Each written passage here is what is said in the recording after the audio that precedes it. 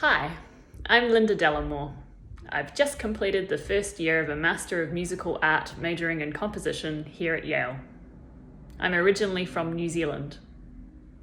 It's been a real pleasure for me to collaborate with my fellow Yale colleague and trumpeter, Connor Holland, on the solo work called Parsed you're about to hear. Connor played a brass quintet of mine earlier this year in a New Music New Haven concert, back when we had real live concerts. And since then, we've been collaborating over Zoom, of course. Our process to create the piece was one of discussion, followed by Connor playing and trying some ideas of mine. Then I'd send him a draft of some music, he'd record it for me, I'd have a lesson with my wonderful teacher, Martin Bresnick, and we went through a few iterations like that in order to come up with the piece. There are two characters in the piece. One is a muted character.